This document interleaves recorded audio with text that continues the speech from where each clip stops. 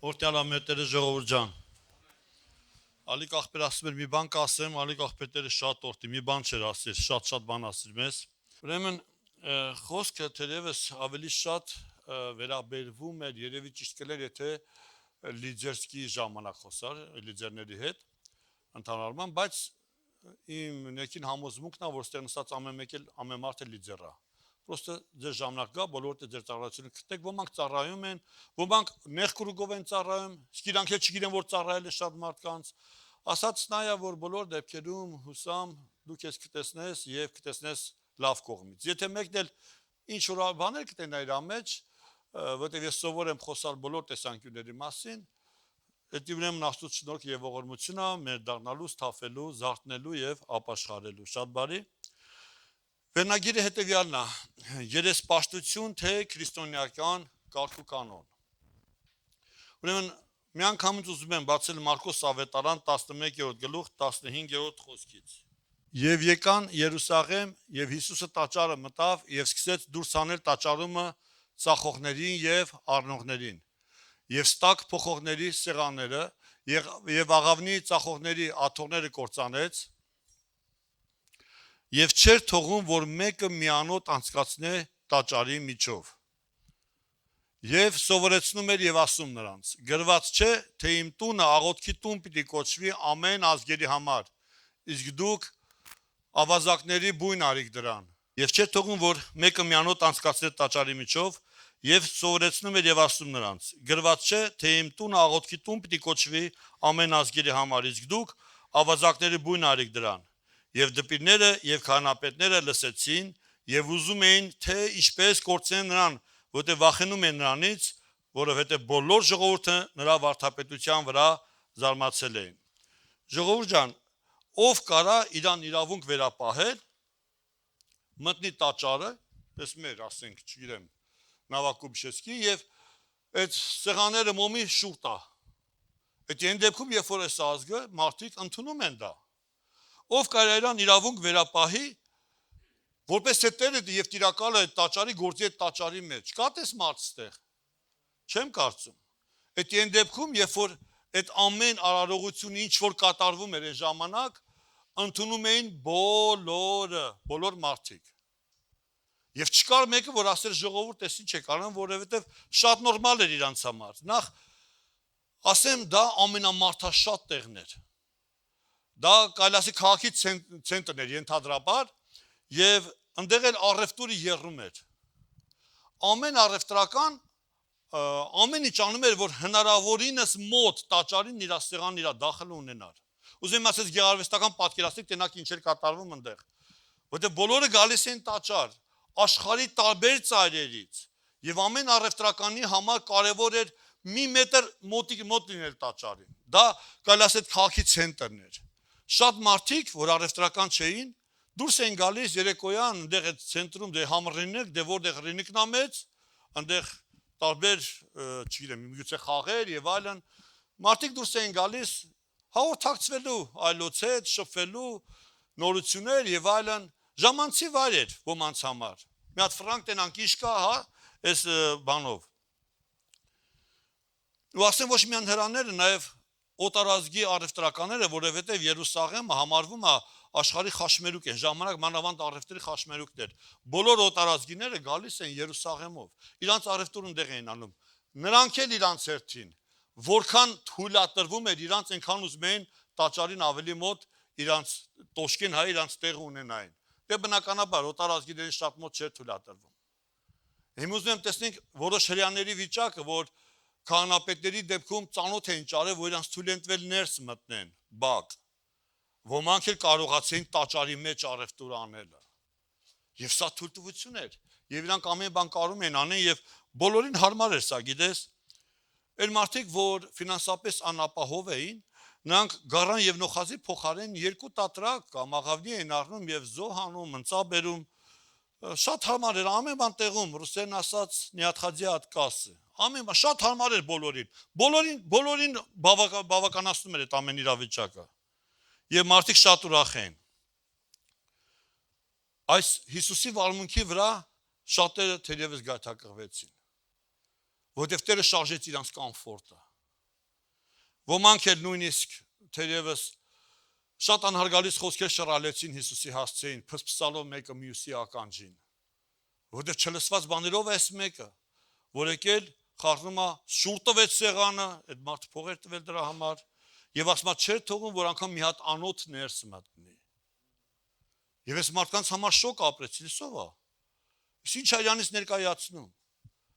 Իսկ նրանք ովքեր գիտեին Հիսուսի եւ հավատում էին միջև այդ, ոմանք դրա վրա գայթակղվեցին։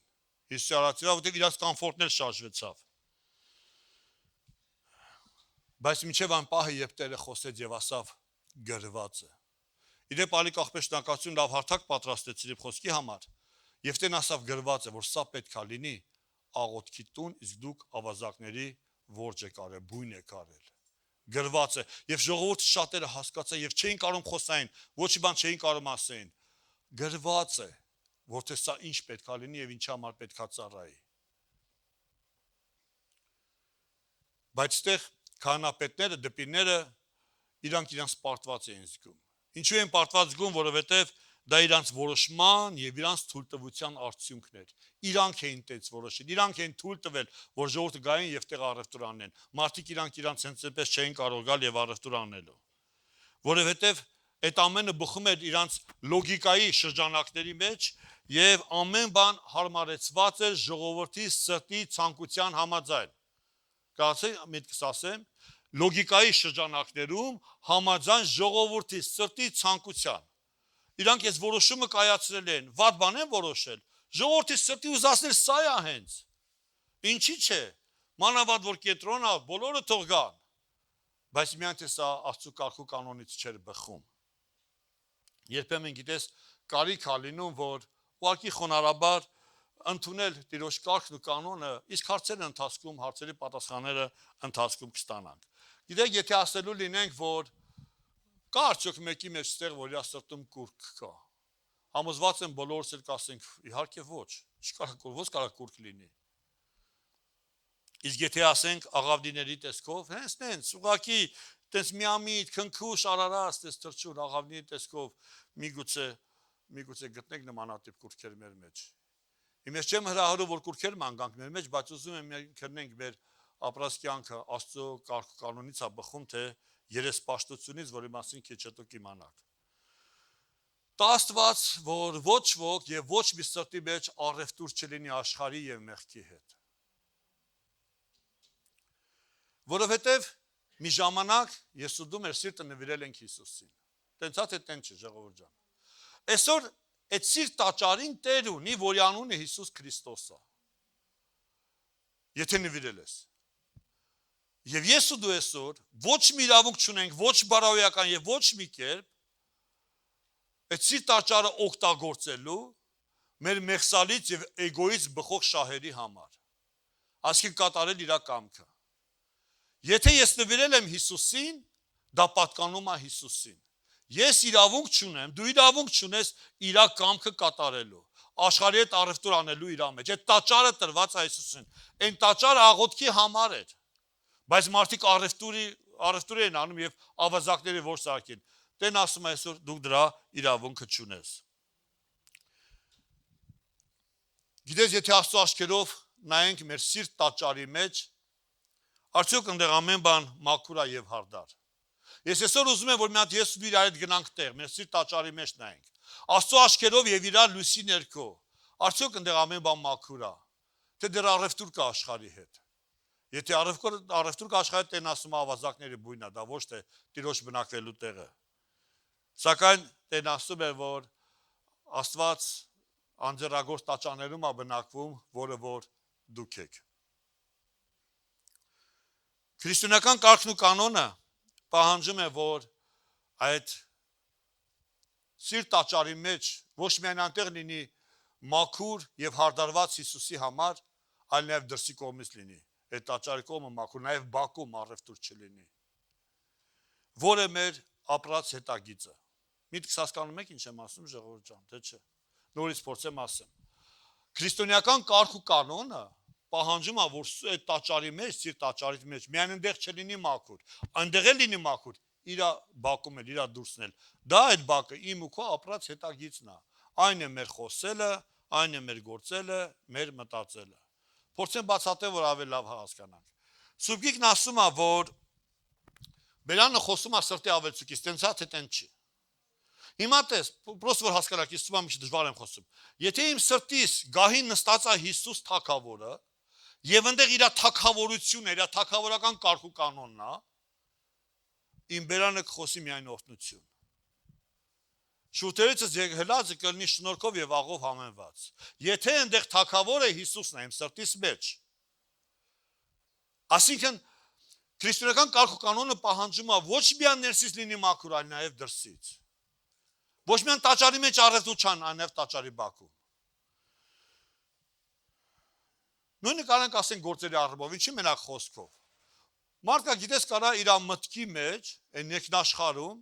եղբոր հետ կռիվ անում։ Ինչո մեկի հետ, քուրիկի հետ կռիվ անում մտքի մեջ։ Ոչ մեկ չի տենում, հա։ Մենակ ինքը գիտի։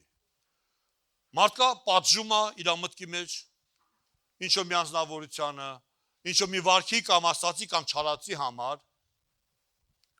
Մարդը ուղղակի իր մեջ արդեն գցել է իրան տուպիկ, ոնց անի որ նակազատ անի։ Ոմանք էլ արդեն սպանել են այդ անձնավորությանը։ Ասենք ուզեմ, եթե մեկը թափթփված է իր առօրյայում, իր ներսի աշխարհում տաճարի մեջ թափթփված է ամեն բան։ Եթե մեկը փնթի է առօրյայում, հոգևոր, իր ներսի աշխարհը հոգևոր փնթի է։ Եթե մեկը ալարկոտ է, դա բխում է իր ներսի աշխարհից, այնտեղ ալարկոտ է, դամաստեղել ալարկոտ է։ Իսկ եթե մեկ իր ներսում կրում է քրիստոնեական կարգ ու կանոնը, դա անպայման կերևա արտակնապես։ Վերեք կարդանք մի հատ Հովանու ավետարան 20-րդ գլուխ 6-ից 7-րդ խոսքերը։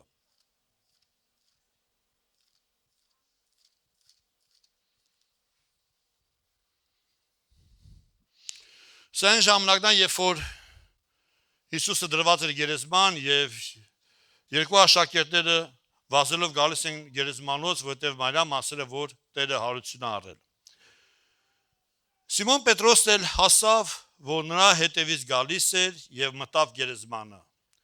Եվ տեսնում է կտավները դրած, եւ վարշամակը, որ նրա գլխի վրա էր, կտավների հետ չէր, այլ ջոկ ուշադրություն, ծալած մի առանձին տեղ։ Շպրտած չէր, հարություն առել Տերը, շորը սաղ միան, չէ, ժողովուրդ ջան։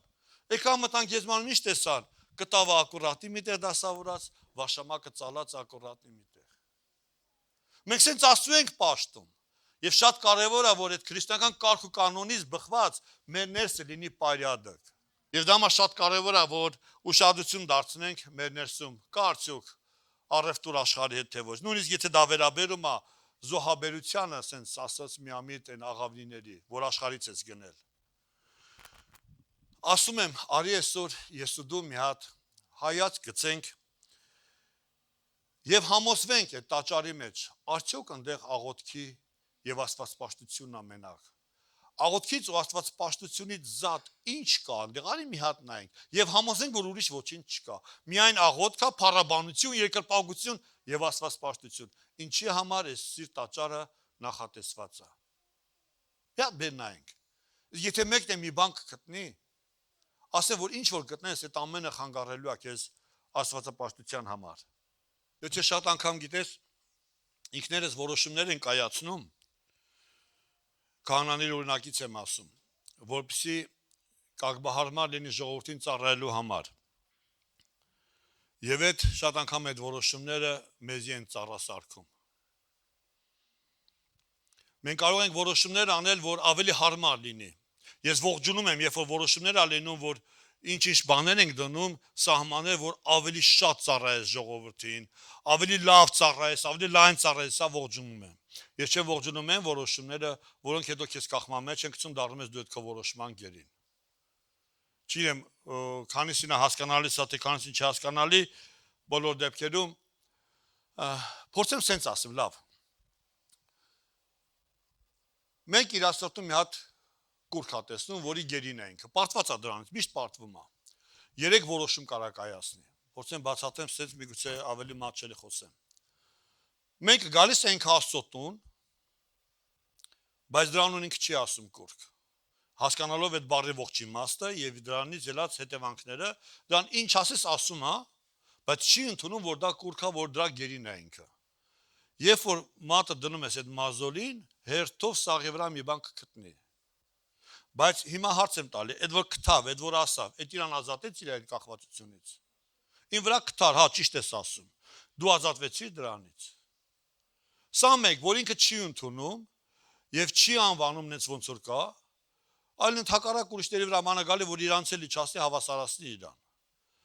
Այս որոշումը իրան օգուտ չտվեց։ Որոշում համար երկրորդ։ Ոմանք անում են տենց եւ չեն գալիս ընդհանրապես եկեղեցի։ Դե որ գամ եկեղեցի, ժողովուրդը ինչ կասեն, այս ինչ բանի մեջ է ինքը։ Ավելի լավա չգամ, սա էլ է որոշում։ Ու ինքը դառնում է գերին իր որոշման ու չի գալի եկեղեցի։ Կա երրորդ տարբերակը։ Գալիս եմ Աստծո տուն եւ ամեն բան ասում եմ իր անունով։ Այո, ես սրա գերին եմ, ես պարտված եմ համար աղոթք արեք։ Եվ ես էլ հանդիմանեմ այդ բանը իր անունով ասեմ, ոնց որ ինքը կա։ Հասկանում եք միտքս թե չէ ժողովուրդ։ Ախր որ ասեն, ոմանք ասել են լինում բան ասեցիր, որ ավելի մաչել լինի, հասկանալ լինի, բայց ես նայում եմ, մի տեսակ լավ չեք հասկանում։ Ասիկ օրինակ համար, սիգարետի համար։ Ես որ գալիս եմ, ասում դա մեղ չի, երբեք չես ազատվի։ Կարամ չգամ, որտեղ սաղ ասում են, տես ծխում է, ինքը գնում է եկեղեցի։ Դա չի ճիշտ որոշում։ Ճիշտ որոշումը գալը եւ ասելը, որ դա սխալ է։ Ես համաձայն եմ ձեր ժողովուրդ ճիշտ եք ասում, ես էլ եմ ասում սխալ է։ Եվ եթե մենք այսօր մեզ դատապարտելու լինենք, աշխարհի հետ չենք դատապարտվի։ Քահանաներն ու դպիները մի օր որոշել էին, որպեսզի ժողովրդին հարմար լինելու համար ասին, բերեք գիտեք ինչ անենք, ասին, արի կլինի այդ ամեն ինչ որ անում են, թող տաճարի տերիտորիայում անեն։ Ժողովրդին հաճեցնելու համար։ Համել պրիբլնի կլինի։ Պրոստ քահանաները նստեցին, մի օր որոշեցին։ Եվ ժողովրդին թույլ տվեցին, որ եկան հասան ժողովրդը տեղ։ Փորձեցին հաճեցնել մարդկանց, բայց դա չէր բխում Աստծո կարգ-կանոնից։ Մենք հետո տեսանք Հիսուսը հանդիմանեց իրանց, հա։ Հիմա մեկը ստեղ կասի զատո ժողովուրդը դավոլնի էին։ Հա, կարաս ասես, բայց ում ենք մենք այսօր հաճեցնում, Աստծուն թե մարդուն։ Եզեկիել 48-րդ գլուխ 9-րդ խոսքից եմ ուզում կարդամ։ Այն ընծան, որ պիտի նվիրեք Տիրոջը, երկայնությունը 25000 եւ լայնությունը 10000 լինի, եւ սրանցը պիտի լինի սուրբ ընծան, այսինքն քահանաներին։ Տերը տալիս է քահանաներին։ Ասում է, սա պետք է լինի քահանաներինը։ Դեպի հյուսիս 25000 եւ դեպի արևմուտք լայնությամբ 10000 եւ դեպի արևելք լայնությամբ 10000 եւ դեպի հարավ երկայնությամբ 25000 եղեք եւ Տիրոջ սրբարանը նրա միջումը լինի։ Սա Սադովկի որդկանցից սրբված քահանաներն է լինի։ Ինչի համար։ Տեսեք ինչ պարգևատալտերի քահանաներին, բայց ոչ բոլոր, ասում է Սադովկի սրբված քահանաներն է լինի, որոնք կատարել են իմ պահպանությունը եւ չեն մոլորվել, երբ որ մոլորվեցան Իսրայելի որդիքը,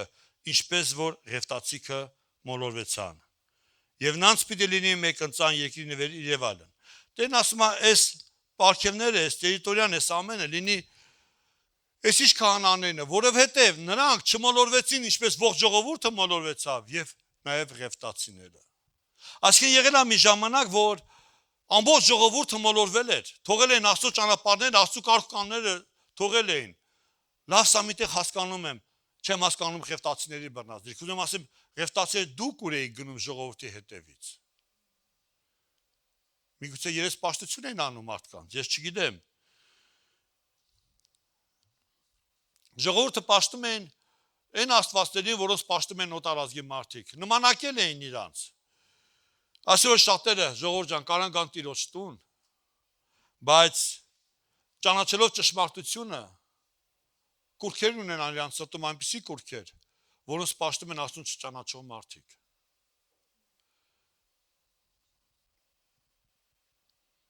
Եվ դա անգամ պլավնի է կատարվում մարդի սրտի մեջ, որ պետք է միայն անկեղծանալ Տիրոջ ներկայության մեջ, անկեղծանալ եւ տեսնել ինչ է կատարվում իր սրտի մեջ։ Կրկնում եմ, քո սրտի մեջ պետք է լինի միայն աղոթք, փառաբանություն, երկրպագություն, աստվածպաշտություն Տիրոջը։ Դատավորաց 17-րդ գլուխ առաջի խոսքից։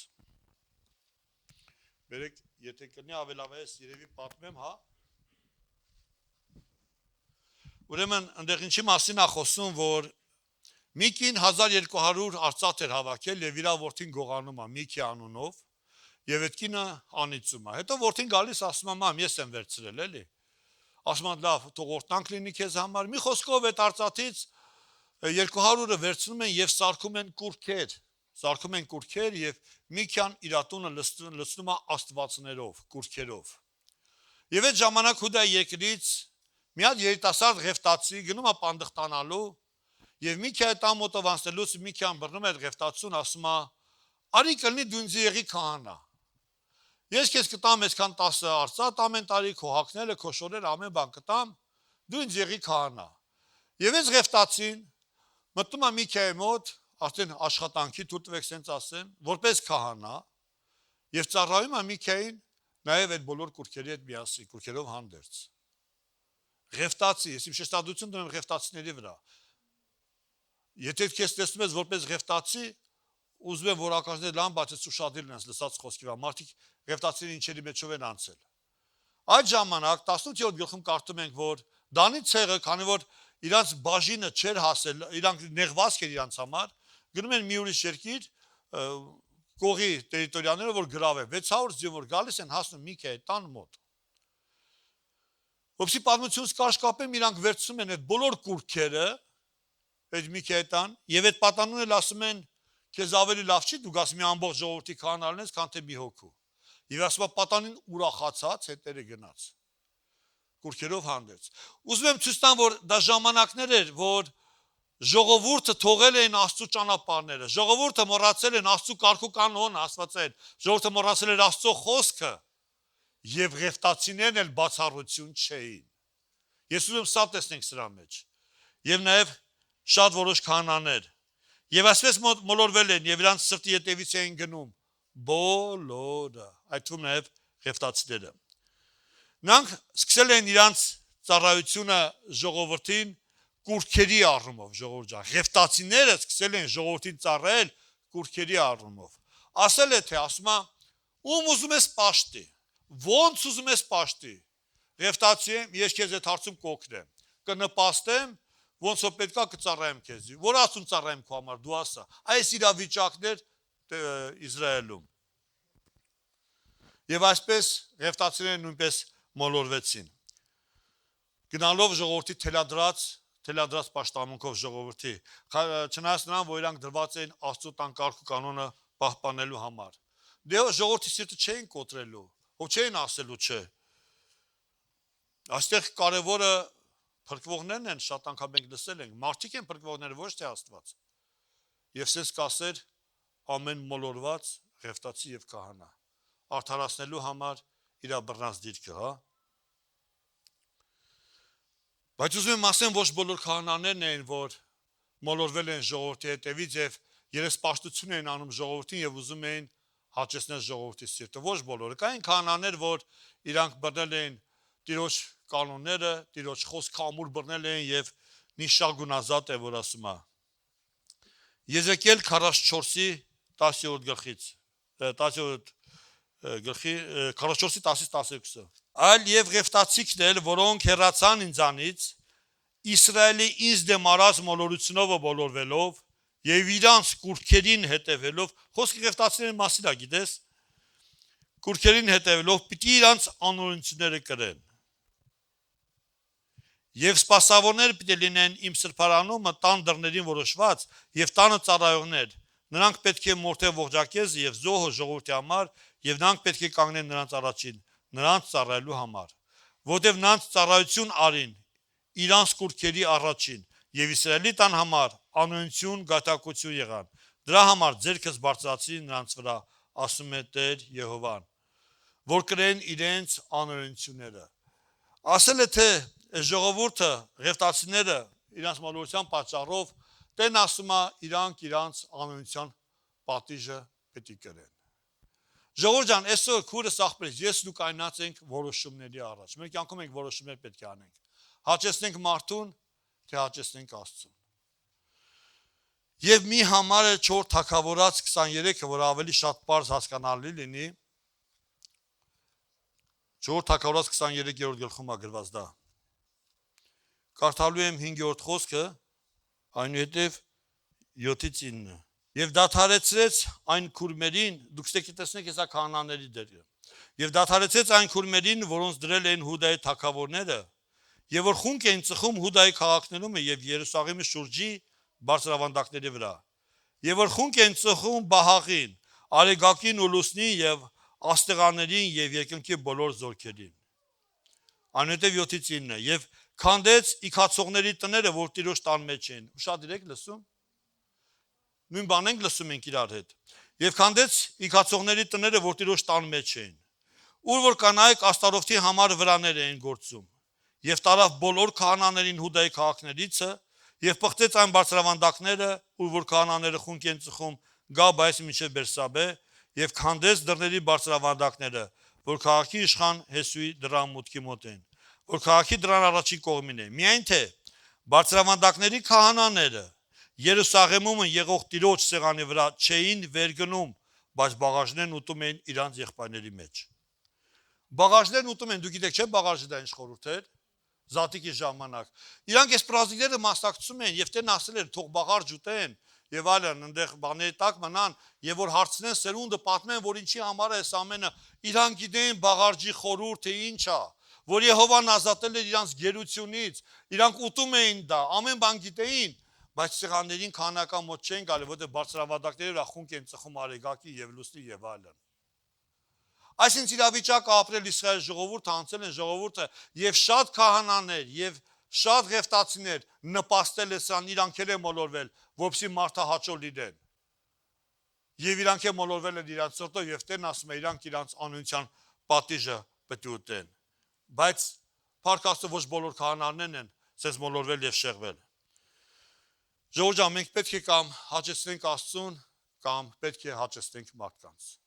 Այդ մարդկանց, որ ասում եմ, առաջ տեղը ես եմ, ասա քեզ ինձ եւ հետո մնացածին։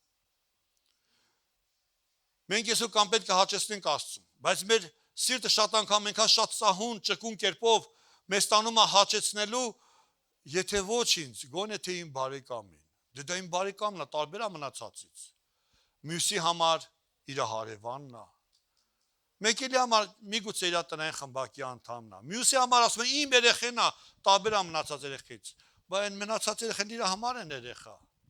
Մյուսի համար իմ ծնողն է։ Այսօ ծնողից չեմ ասելու, չէ։ Լսի,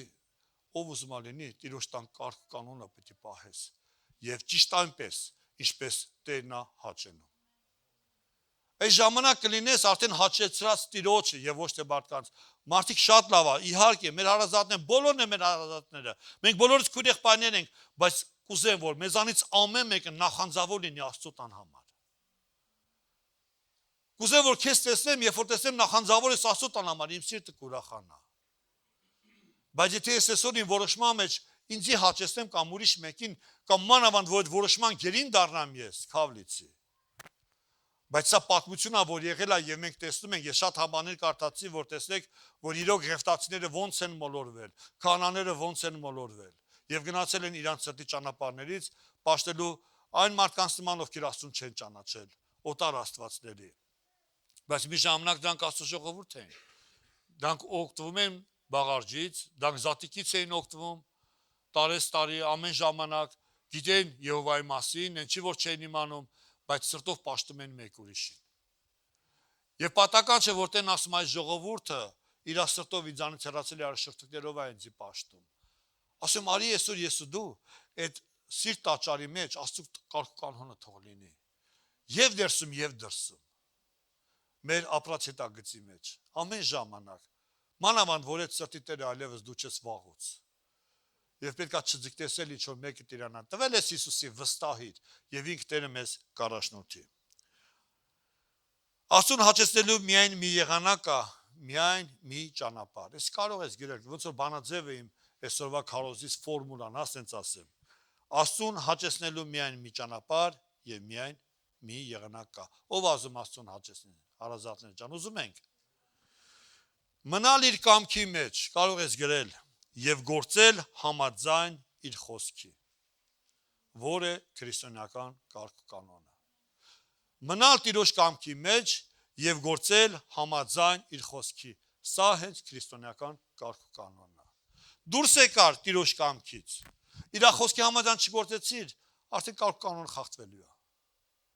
Եթե ուզում ես քրիստոնեական կարգ կանոնը պահես, պաշտպանել, պետք է մնաս Տիրոջ կամքի մեջ եւ գործես համաձայն իր խոսքի։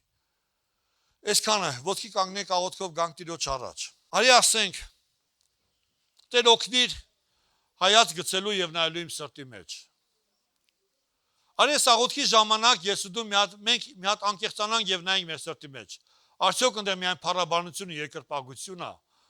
Արդյոք ընդեղ աղոթքից եւ աստվածապաշտությունից զատ ուրիշ բան չկա, որ ինձ խանգարում է դեպի Աստծուն գալուն։